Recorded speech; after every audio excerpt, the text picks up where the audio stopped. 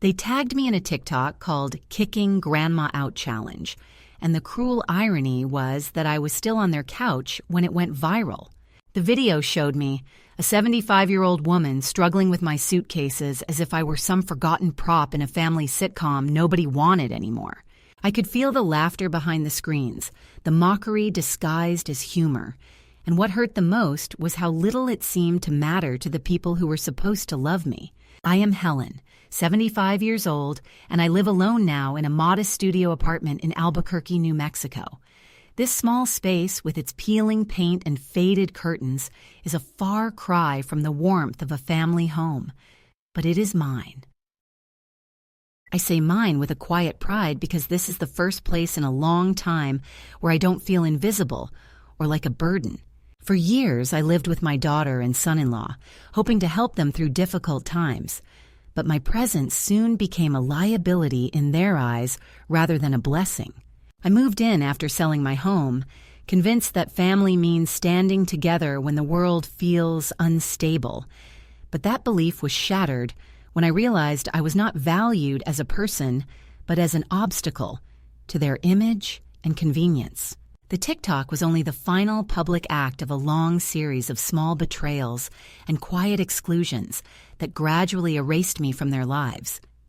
I remember the day I first noticed how things had changed.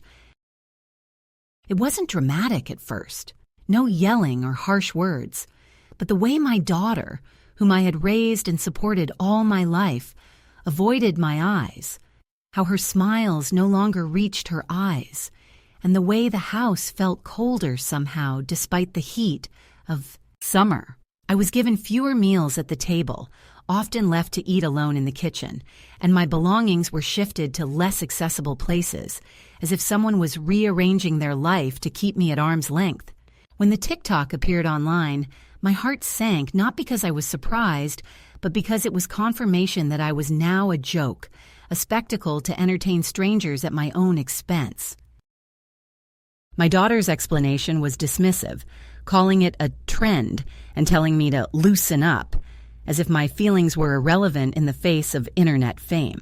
The neighbors at church called, some expressing sympathy, others asking awkward questions, and I realized that what once was my family had become a community of strangers observing from a distance.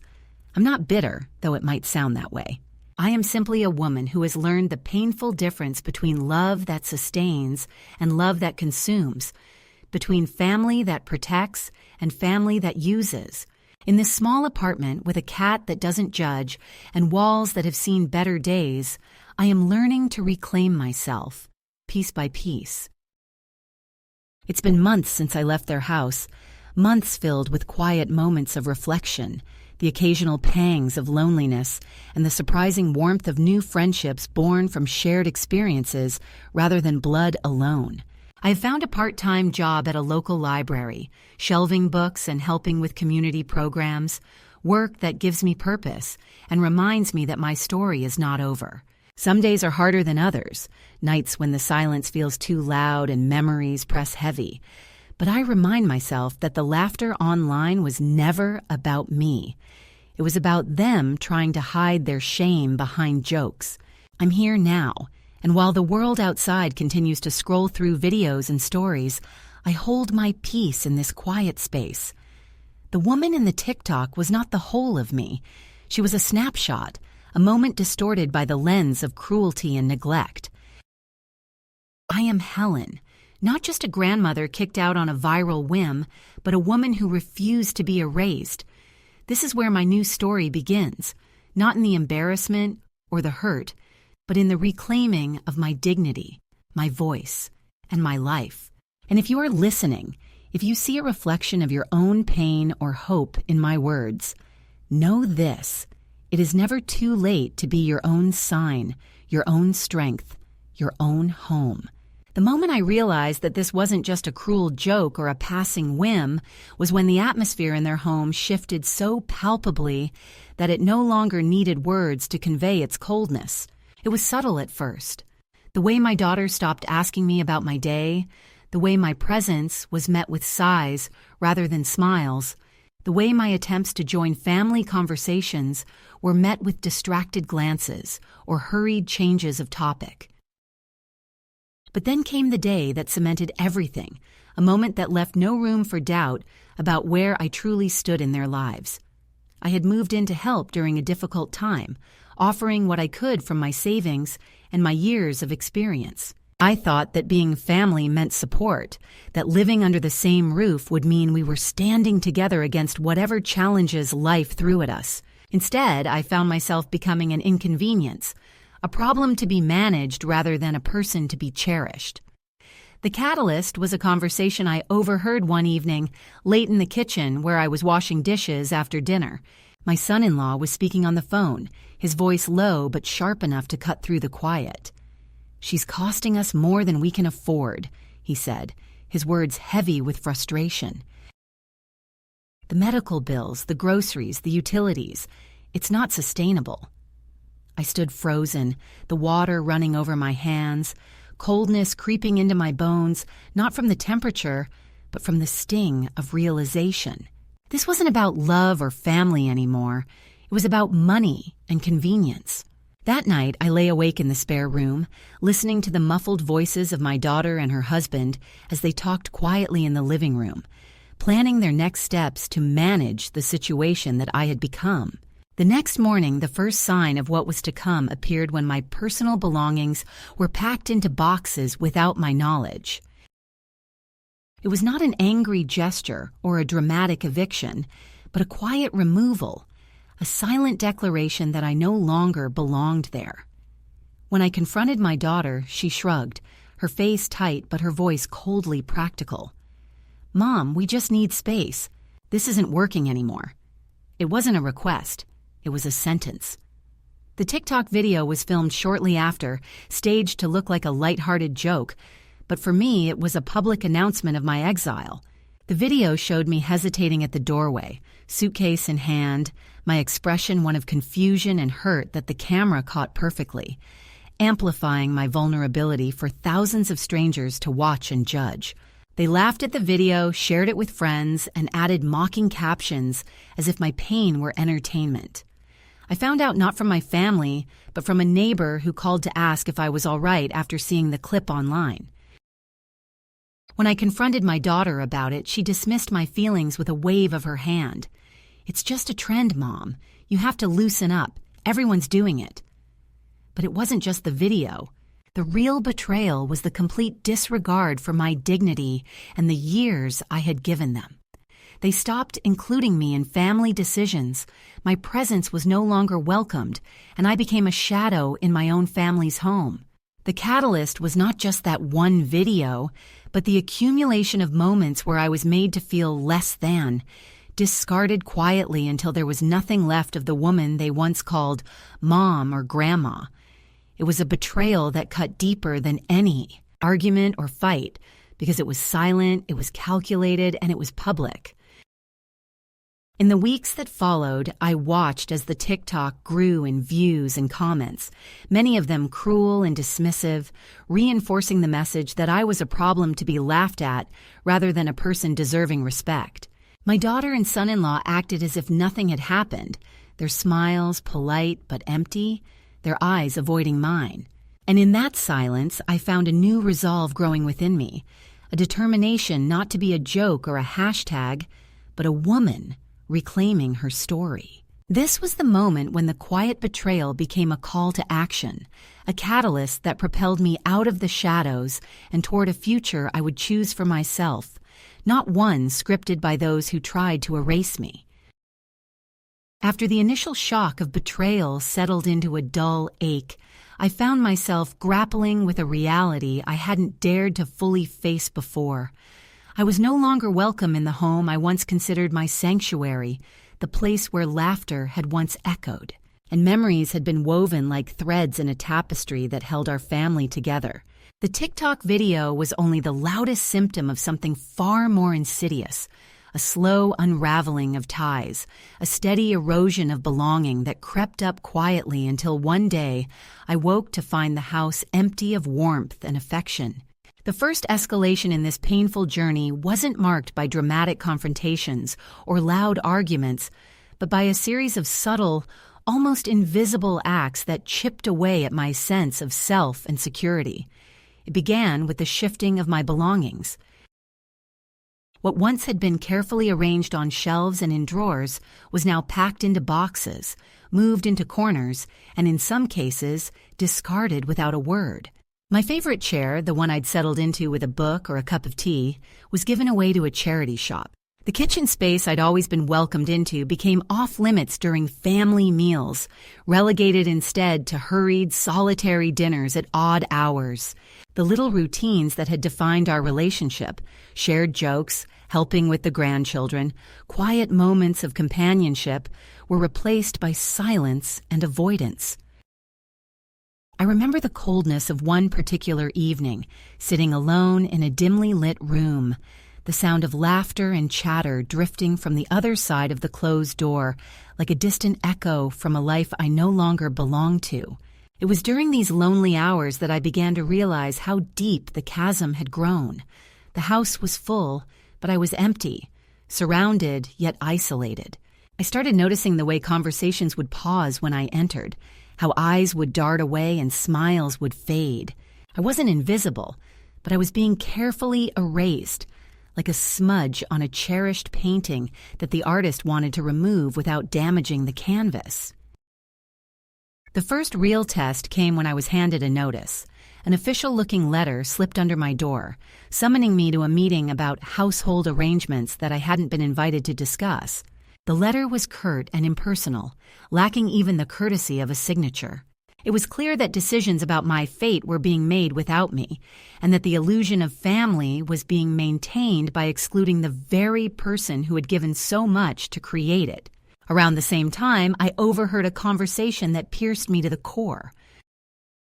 My son-in-law was speaking on the phone, his voice low but filled with disdain as he detailed their plans to cut losses and streamline expenses.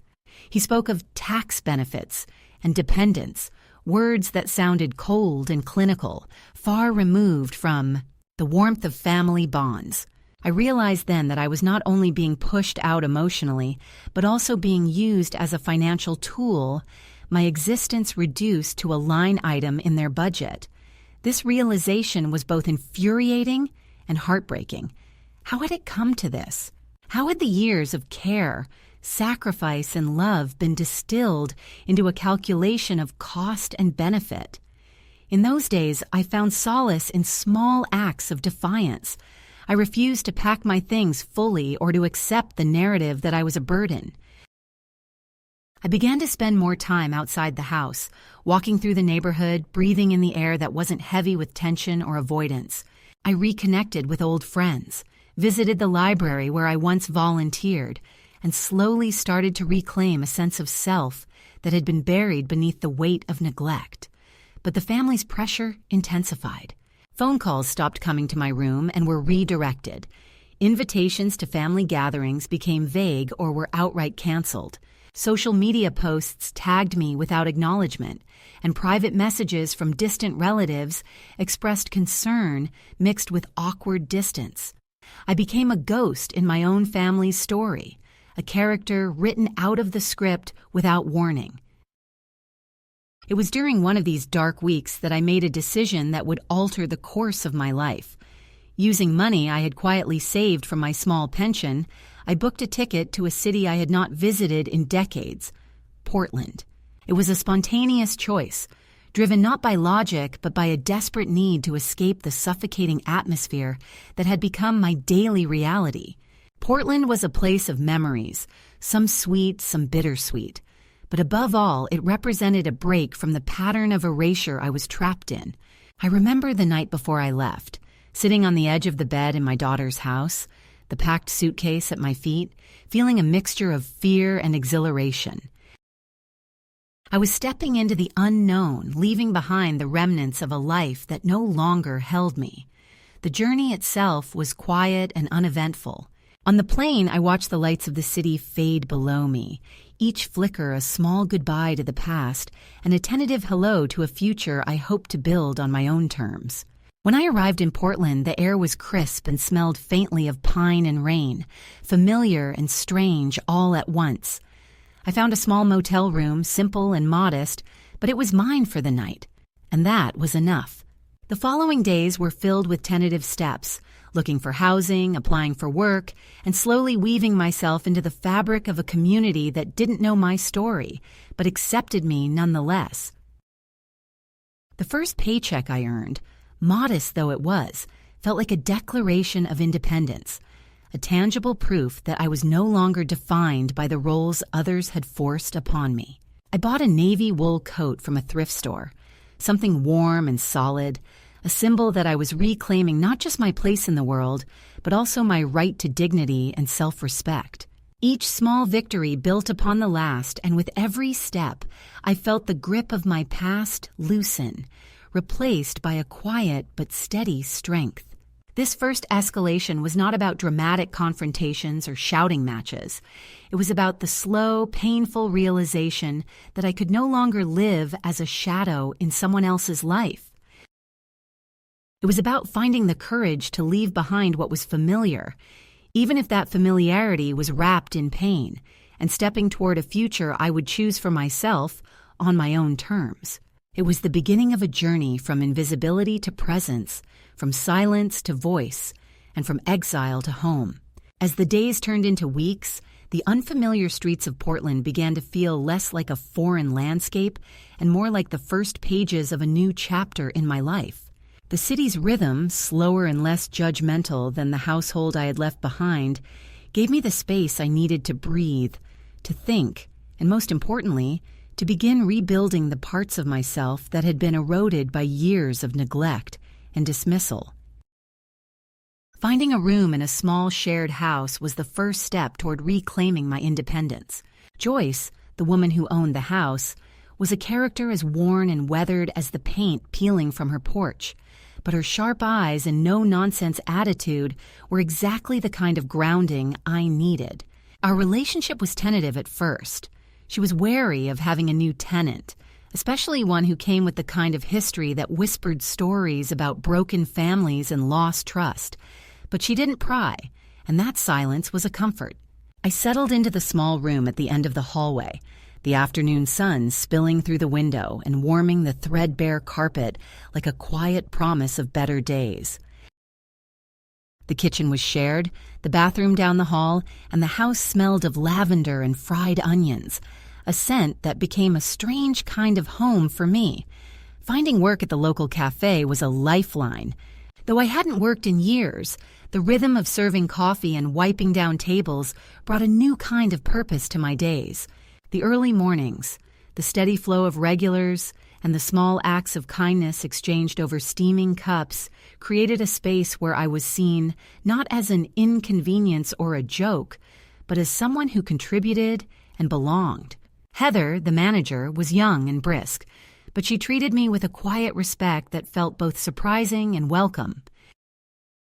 When she handed me my first paycheck, the weight of those few dozen dollars felt like more than money. It was a symbol of my agency, a tangible piece of the life I was building on my own terms. I celebrated that small victory by buying a navy wool coat from a second-hand shop, something warm and solid that fit like it was waiting for me. It wasn't new, but it was mine, and wearing it made me feel sharp in a way I hadn't felt in years. The act of choosing something for myself with my own money was a quiet rebellion against the years of being told where to sit, what to wear, and how to behave. As the weeks passed, I fell into a new rhythm. Mornings at the cafe, afternoons exploring the neighborhood, evenings reading or listening to Joyce's stories about the city's politics and eccentric characters. The ache in my feet from standing all day softened, replaced by a steady strength in my legs. My hands, once trembling with uncertainty, learned to carry plates and pour coffee with steadiness and grace. I started to feel like myself again, not the grandmother relegated to a viral joke, but a woman with a life that belonged to her. There were moments of loneliness, of course, the nights when the silence pressed heavy and the absence of family was a hollow ache. But there were also moments of unexpected joy, like the cinnamon roll Heather slipped me one morning, her small act of kindness, a reminder that belonging could be found in places and people I had never expected. Arthur, a regular at the cafe, became a quiet companion. He didn't rush me with questions or expect explanations. Instead, he shared stories about birds and old memories, his presence a gentle reminder that connection could be simple and genuine. The letters from Kieran, my grandson, were another thread of warmth. His handwritten notes and occasional calls were the only ties left to the family I had left behind, and they were precious to me.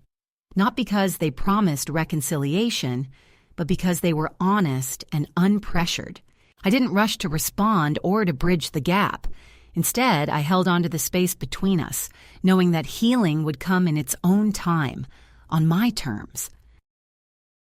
With each passing day, the phone stayed off more and more, tucked away like a fragile thing that could disturb the delicate peace I was building.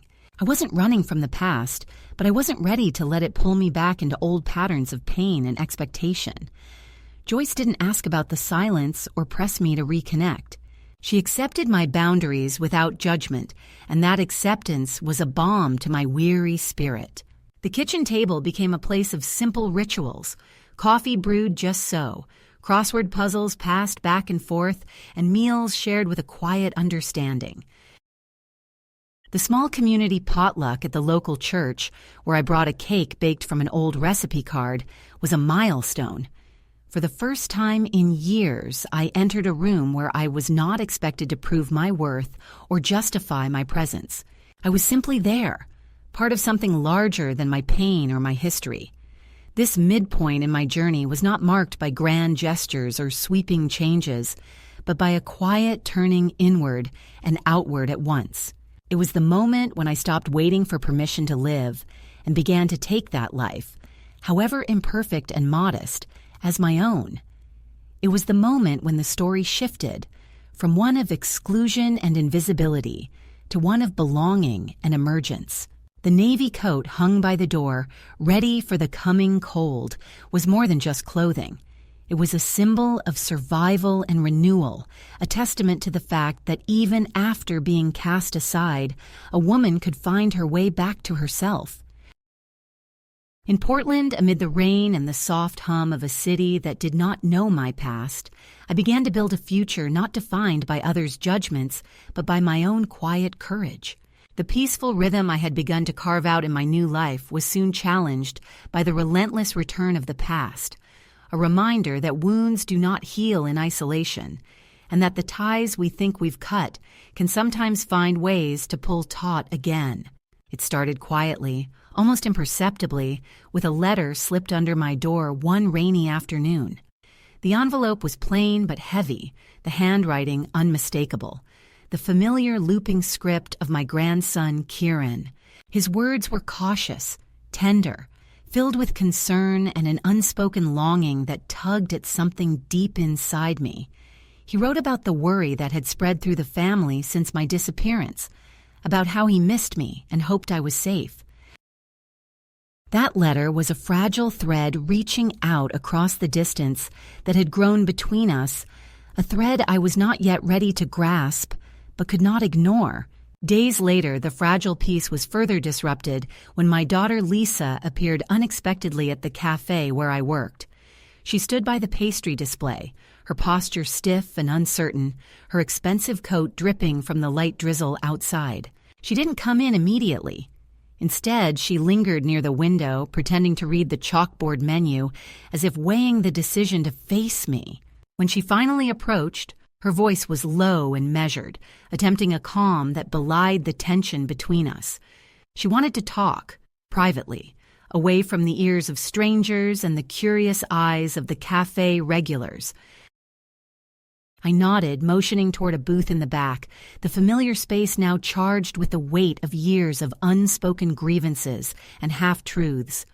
Lisa began with explanations, a mixture of panic and defensiveness.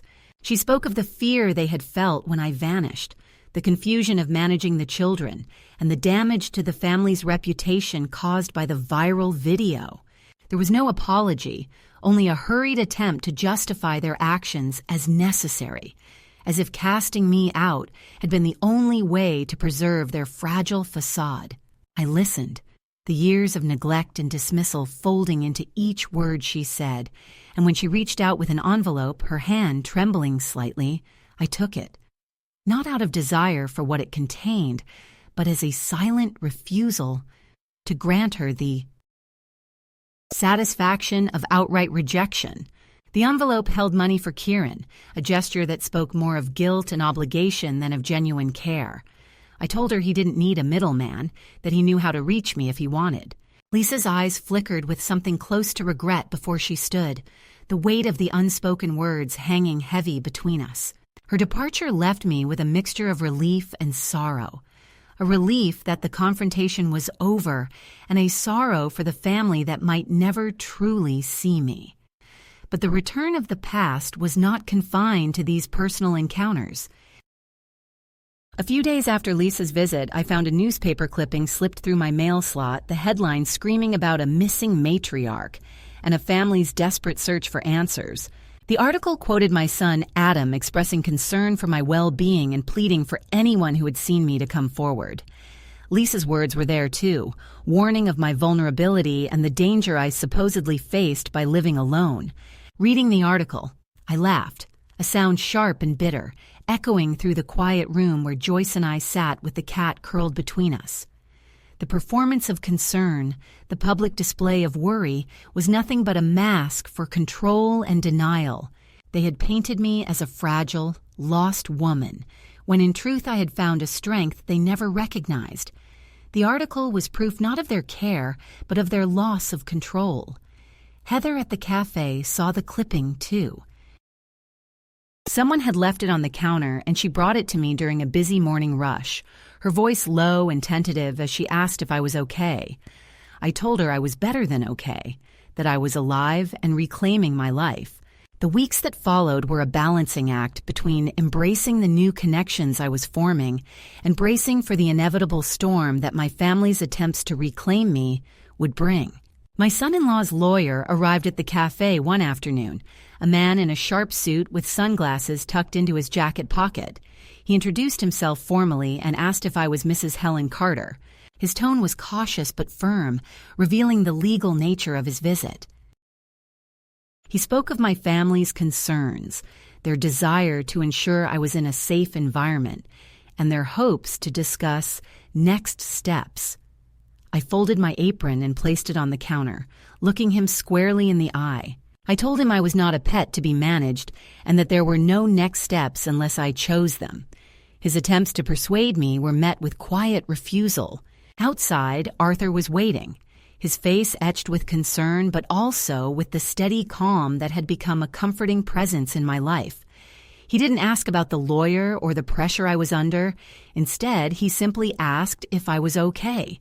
I told him yes, not because the situation had changed, but because I was no longer willing to let fear dictate my responses. That night, I wrote a letter, not to my family, but to the lawyer representing them. It was a brief but unequivocal statement declaring my sound mind, my safe environment, and my refusal to engage in further legal contact. I sent the letter with a steady hand, marking a clear boundary that would not be crossed. The pressure from my family reached a new intensity when Lisa returned to the cafe in person. She was more vulnerable this time, her polished facade cracked to reveal the exhaustion and frustration beneath. She confessed that the situation had spiraled beyond her control, that panic had driven many of their decisions, and that she never intended to hurt me. Yet even in her apology, there was an undercurrent of expectation, that I might forgive and forget, that I might return to the role they had carved out for me. I stood firm, telling her that I was no shadow to be controlled or replaced, but a woman rediscovering her own identity. She left without finishing her coffee, and the cafe resumed its usual hum, the encounter lingering like a fragile echo in the air. Throughout this second escalation, my connections with the new life I was building deepened. Joyce and I shared quiet evenings, wrapped in blankets and warmed by the scent of rain and wood smoke, discussing the nature of hiding and healing. Arthur's visits became more frequent, his companionship a steady anchor amid the turmoil. Kieran's letters and calls offered a bridge of hope, an acknowledgement that some ties, though strained, could still hold meaning without demands or judgment. The legal threats and public displays of concern from my family no longer frightened me. Instead, they strengthened my resolve to protect the life I was creating, to guard the peace I had earned through courage and persistence. This period was a crucible, testing the boundaries of my strength and clarity, forcing me to confront the painful realities of my past while embracing the possibilities of a future defined not by others' expectations, but by my own choices. It was a time of reckoning and renewal, of standing firm against the tides of pressure and reclaiming my voice in a world that had tried to silence it. After months of silent endurance, measured responses, and quiet resistance, I finally reached the point where words alone were no longer enough to assert the boundaries I had painstakingly drawn around my life. The legal letters, the unexpected visits, the public spectacle of concern, it was all part of a pattern I recognized too well, one that sought to reclaim control over me through tactics thinly veiled as care.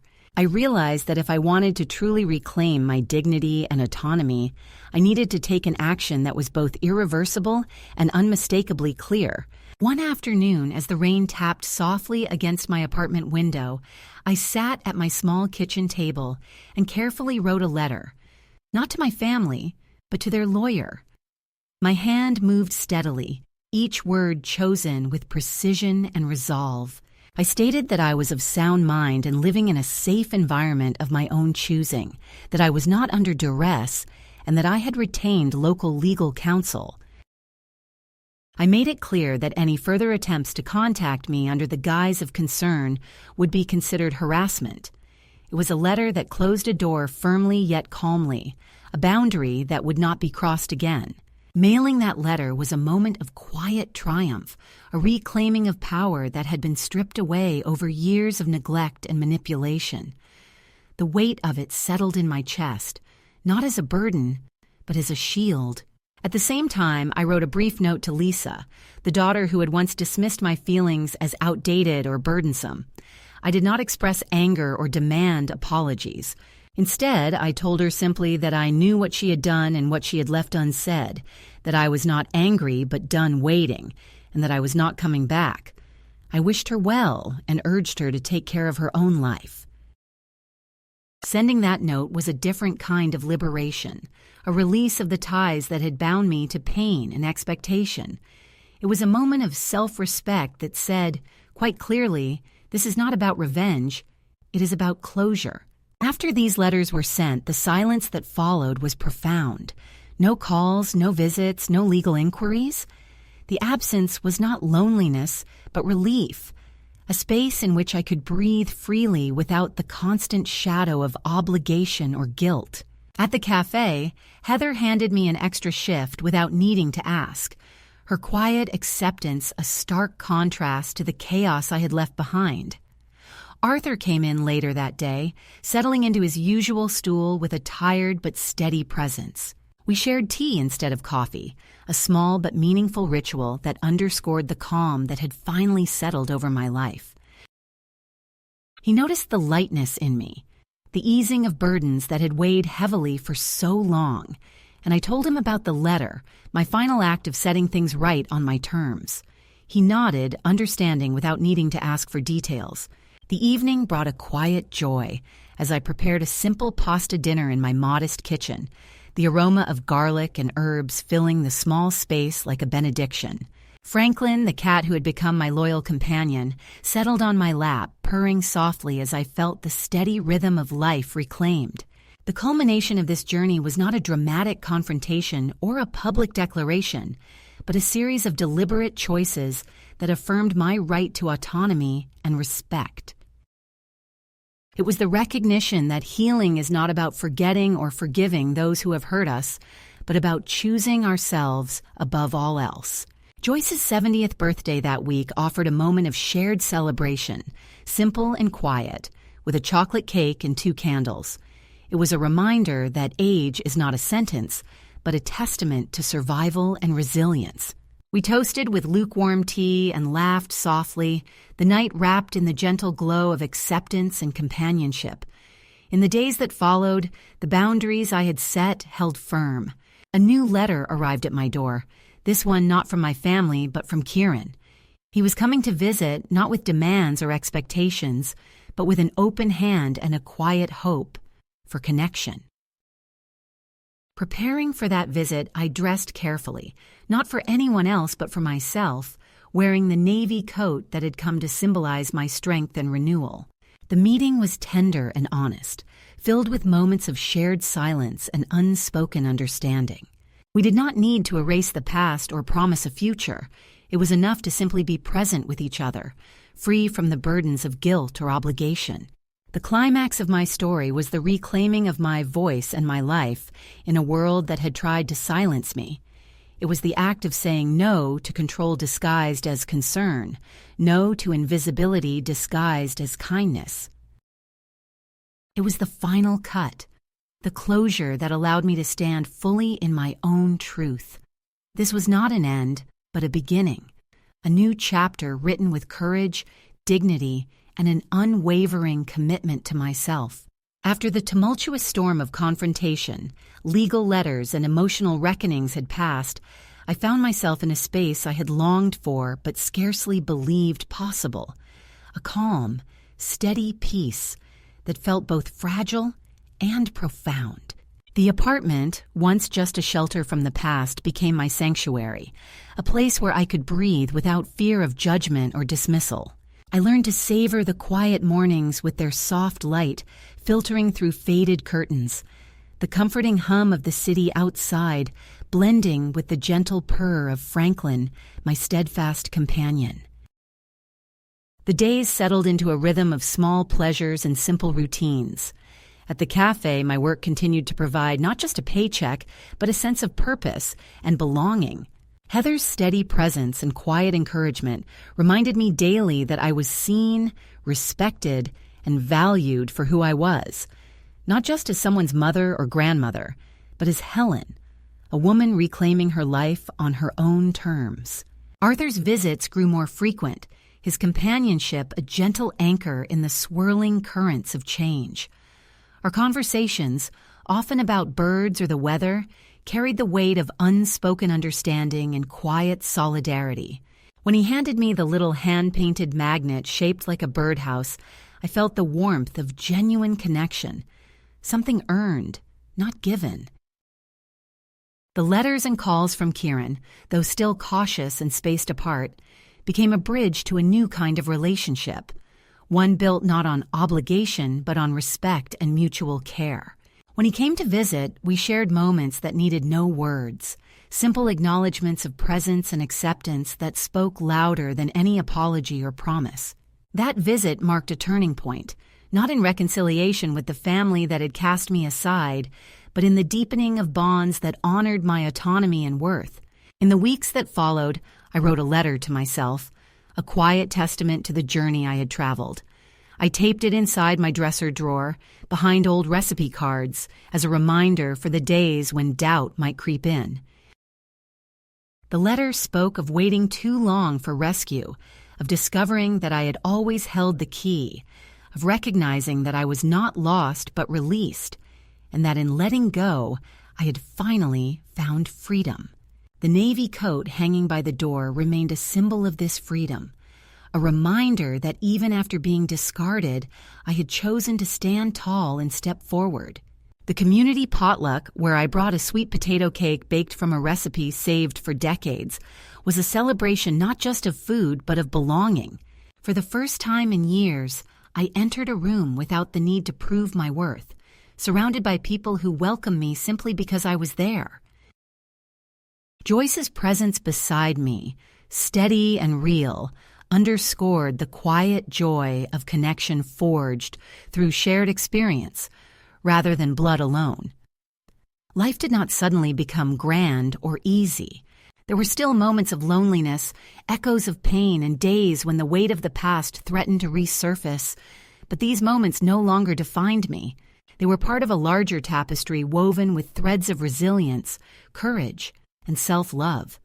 When the family's attempts to reach me resumed, they were met with boundaries firmly in place and a calm resolve that surprised even me.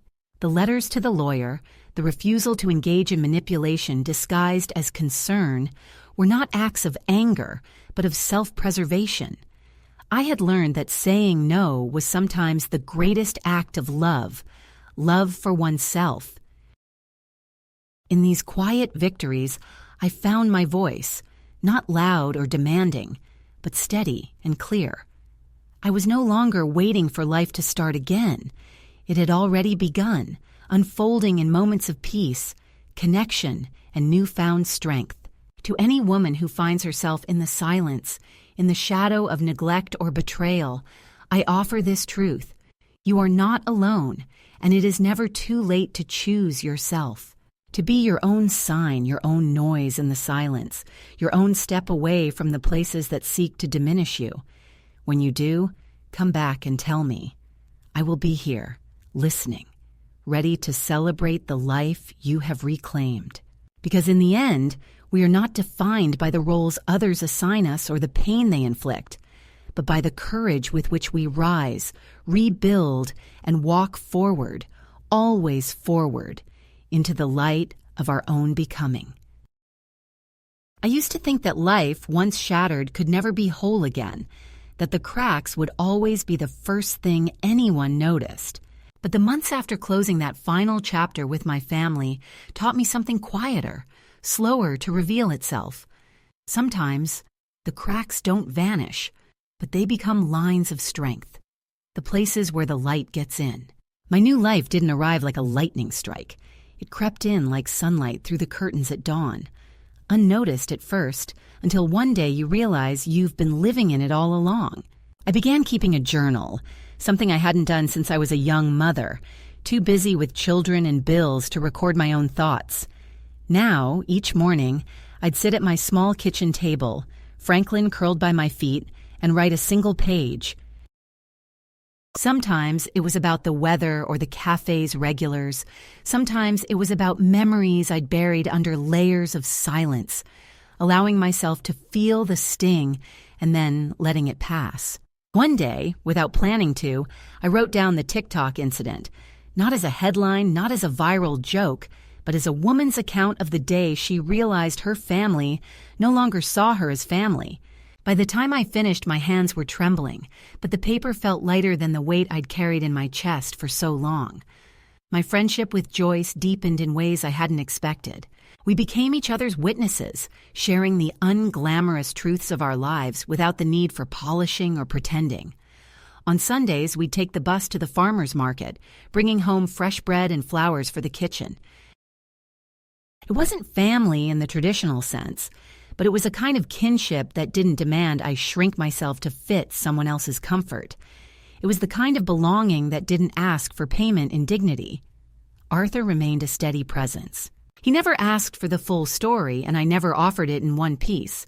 Instead, we shared fragments, him about his years on the road, me about the books I'd read to fill the silence. One afternoon, we sat in the park watching a group of children play tag. He said, "Sometimes the ones who hurt you are the ones who think they own your story." I looked at him, startled, because he'd put into words something I hadn't yet named. That evening I went home and wrote in my journal, "I own my story now.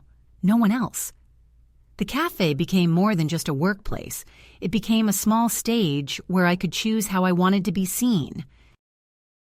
I greeted customers with warmth, learned their orders by heart, and in return, they saw me as Helen, the woman who knew how to pour the perfect latte and who always remembered to ask about their kids or their pets. It was a simple kind of respect, but after years of being overlooked, it felt extraordinary. Then came a day I hadn't prepared for, a letter from the IRS confirming that my anonymous submission had triggered a review of my son-in-law's financial records. I hadn't asked for updates, but the confirmation was like a sudden gust of wind through an open window. Unexpected, bracing, and impossible to ignore. I didn't celebrate. There was no satisfaction in knowing trouble had found them. Instead, I felt an odd kind of sorrow, as though a final thread had snapped. But it also brought relief, because it meant that the truth was no longer mine to carry alone. In the weeks that followed, the news trickled through the grapevine. Their accounts were frozen temporarily, the house was put up for sale, and Lisa had taken a job in another state. I didn't feel vindicated. I felt free. There was a difference between revenge and release, and I'd chosen the latter, even if my actions had played a part in the former. Spring arrived, bringing with it the soft perfume of blooming lilacs in the park near my apartment. I found myself lingering there after work, sitting on a bench with my coat unbuttoned, watching the light shift through the leaves. One day, Kieran appeared. Not as a planned visit, but as if he'd simply followed the path until it led him to me. We didn't talk about the past or the family or the mess left behind. We just sat side by side and let the breeze carry whatever words we didn't need to say. When he left, he hugged me longer than I expected, and in that moment I felt something quietly stitch itself back together. Not the family I'd lost, but a bond worth keeping. I started volunteering again, this time at the local library's literacy program. Each week I'd help adults learn to read or improve their English, watching their faces light up as words that once looked like walls became doorways. In their determination, I saw my own journey, slow, persistent, and entirely my own. One woman, Maria, told me, "When I read now, I feel like I have a key to the world." I smiled and thought, yes, that's exactly it. The more I built my life in Portland, the less I thought of the house I'd left behind. I no longer replayed the TikTok in my head, no longer flinched when someone mentioned social media. It became, in my mind, like an old photograph, something I could acknowledge without stepping back into it. The hurt was still there in places, but it had softened around the edges, dulled by time and the steady presence of a life I'd chosen for myself.